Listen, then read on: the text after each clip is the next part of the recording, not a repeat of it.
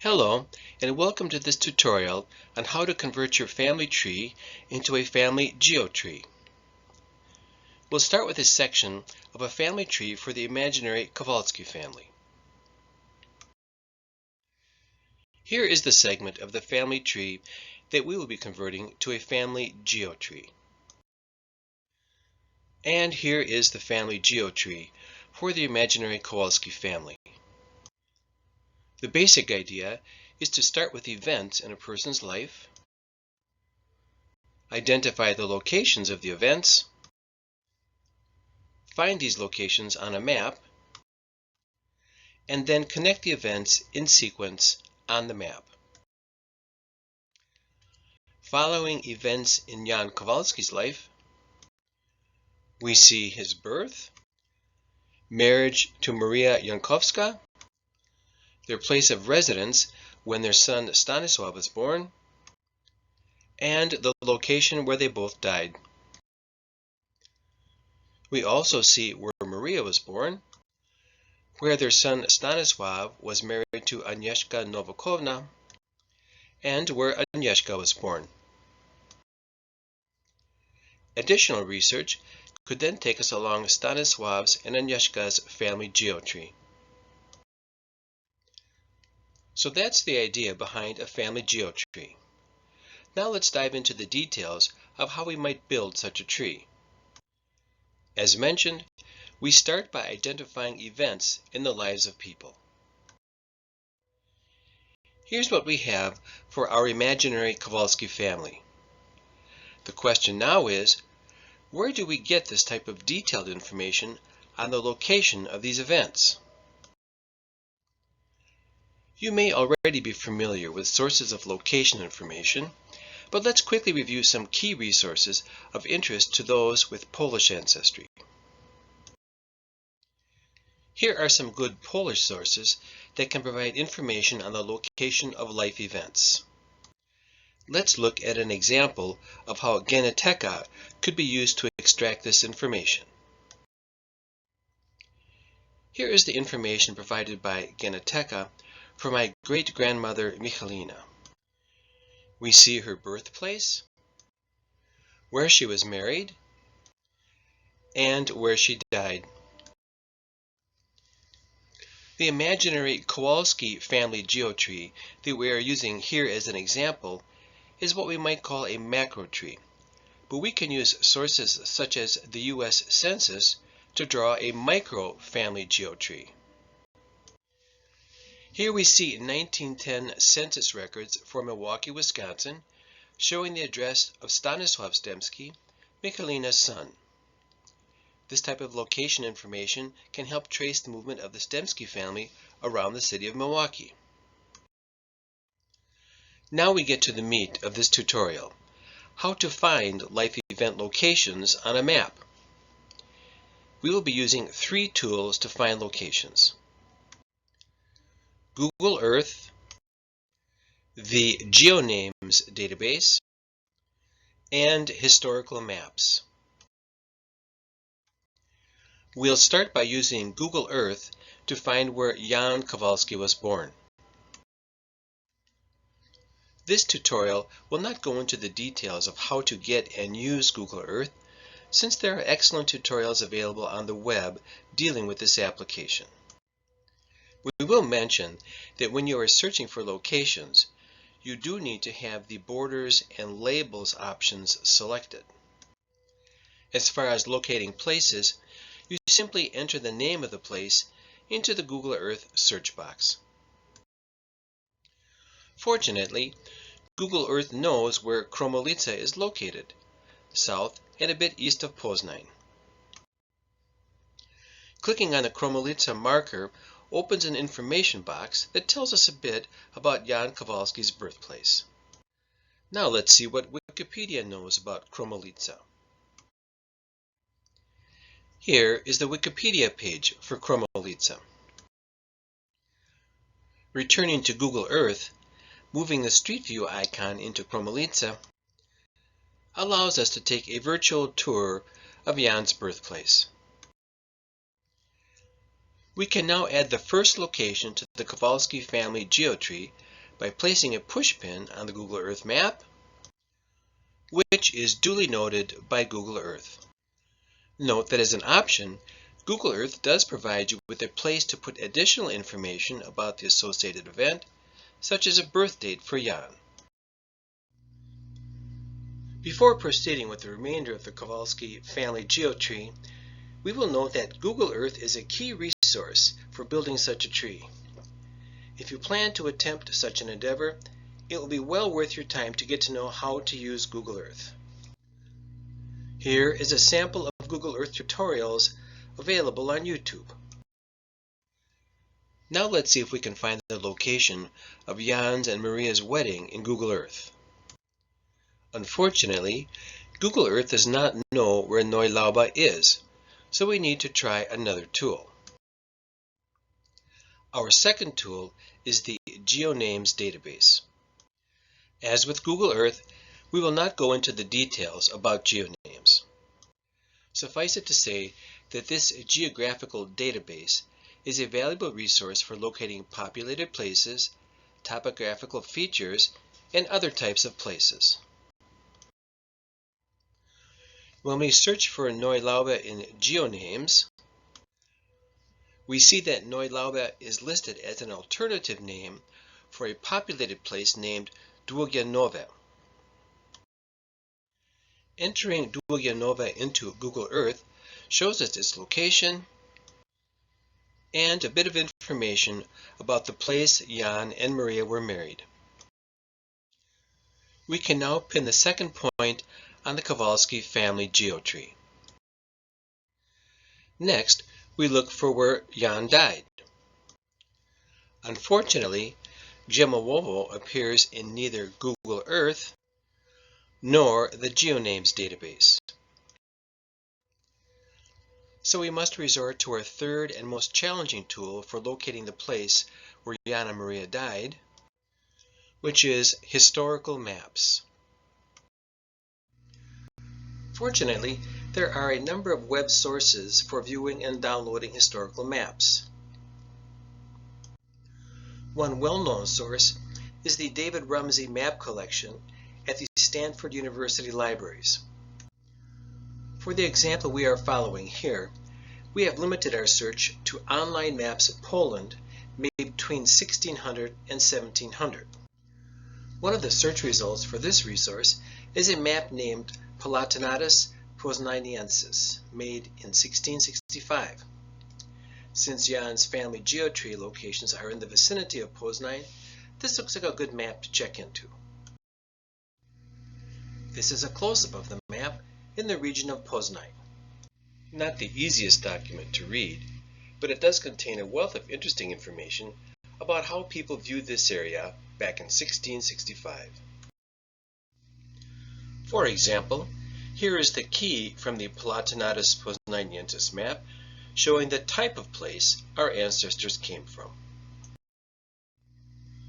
Upon conducting an exhaustive visual search of the map with a magnifying glass, we see a place named Grzemowo in Polish and Schwarzentz in German. According to this historical map, Grzemowo is just east of Poznań. If we now return to Google Earth and visually search east of Poznań, we see a place named Schwarzentz, which we can interpret as being the same place as Schwarzentz, Grzemowo. We can now add this location to the Kowalski family Geo-Tree that we are creating on Google Earth. We'll say more about finding places on historical maps in a bit, but let's finish up the Kowalski family Geo-Tree by connecting the locations that we have found. Here are all the locations that we have found for the Geo-Tree, connected in the sequence that they occurred. We have used some simple Google Earth editing tools to add shapes and colors to the push pins and connecting lines. Now, after doing all this work to create a family Geo-Tree, we will certainly want to save our efforts. Google Earth provides us a simple way to do this, which is another reason that learning how to use Google Earth is a good investment of your time if you are going to start making geotrees. As mentioned, this tutorial does not cover how to use Google Earth. But note that we have saved this Geo-Tree as a single file in KMZ format, which can be stored on your computer and shared with other people. Once you have saved your family Geo-Tree as a KMZ file, you and anyone you have sent this file to can open it in Google Earth. When you open the KMZ file, your Geo-Tree will appear in Google Earth and display all of the information that you have entered. You can now add and edit locations, paths, and information in your Geo-Tree. We conclude this tutorial with some special help on using historical maps for those with ancestors from Central and Eastern Europe, and especially those ancestors from the area around Poznań. Let's start by talking about some more sources of historical maps. Here is the Palatinatys Poznaniensis map available through the Polona website. As with the David Rumsey map collection, this source is not limited to maps of Poland or even maps of Europe for that matter. Another good source is the map collection at the Digital Library of the Jagiellonian University. Again, this collection is not limited to maps of Poland. We should mention that this digital library contains documents of all sorts that you might also find interesting. Mapster is a good source for all sorts of maps of Poland and Central Europe. This source even has a place name search capability that you can try if you strike out with Google Earth and GeoNames. The challenge with using any of these sources is that once you have found a map, visually searching the map is tedious and potentially unrewarding. But if your ancestors came from the Poznań area, you are in luck. A database containing the 550 place names shown on the Palatinatys Poznaniensis map has been created. The remainder of this tutorial focuses on how to use this database. The first thing to note about the database is that it has been converted into a web map that you can access at the link shown here. You might find searching this map a bit easier than searching the original map. Note that if you click on a red-starred location on the map, the database information for the associated place pops up. Let's see what the information in the database tells us. The database contains the latitude and longitude of each place in the database. Entering this latitude and longitude into Google Earth search takes us to the place, where we can now place a push pin just as we have shown before.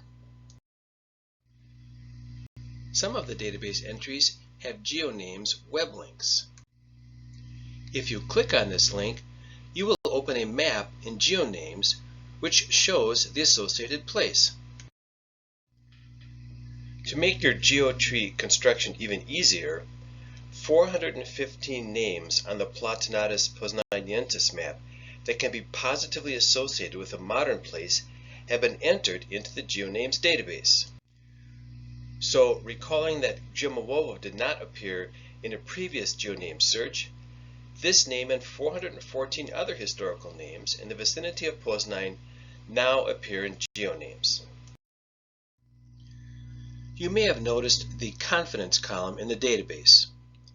This column indicates the confidence in the association between a name on a historical map with the modern name of the place.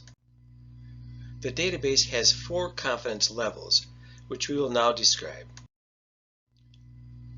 For confidence level 1, there is a positive association between historical name and modern name. Per the example shown here, all places in the database with a confidence level of 1 have been entered into the GeoNames database, so all have entries in the GeoNames place name and GeoNames link column. For confidence level 2, we have a probable match between the historical name and the modern name, but either the historical name or modern name has a qualifier. Here, the historical map shows the name Blomberg, but GeoNames shows it as Gross Blomberg. So these are probably the same place, but we cannot be positive, so we give this association a confidence level of 2. Since we are not positive about the association, we have not updated the GeoNames database, and there is no GeoNames web link. This will also be true for confidence levels 3 and 4. A confidence level of 3 indicates a possible association between a historical name and a modern name. Based on the location of other high confidence places and geographical features such as lakes and rivers, a place named Halin on the Palatinatus Poznaniensis map is at approximately the same location as a GeoNames place named Chman. Finally, a confidence level of 4 indicates that this is pretty much an educated guess as to where a historical place was located based on clues provided by the historical and modern maps. Here, no association between a historical name and a modern name is possible. Interestingly, about 75% of the places that are shown on a map of the Poznań area, drawn in the middle of the 17th century, can be positively associated with modern places. To further aid in searches for historical places in the Poznań area, the Palatinatus Poznaniensis database is available for download. To download the database, simply enter this address into your web browser, choose Save As, and then save the file to your computer. The download is a zip folder. Unzipping the folder provides the Palatinatus Poznaniensis map spreadsheet file in 3 different formats. Open any of the files to access the spreadsheet database. Here we have opened the database spreadsheet in Microsoft Excel. At this point, you can visually scan the database for place names, or you can use your spreadsheet's search function to find a place name. Here we are searching for Jan Kowalski's birthplace, which does appear in the database.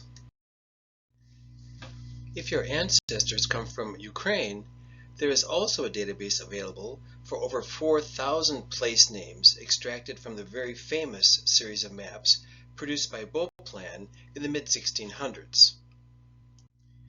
Here we see documentation on a major project based on these maps. The database of names is available through the Gazetteer of Beauplan's Ukraine section of the project.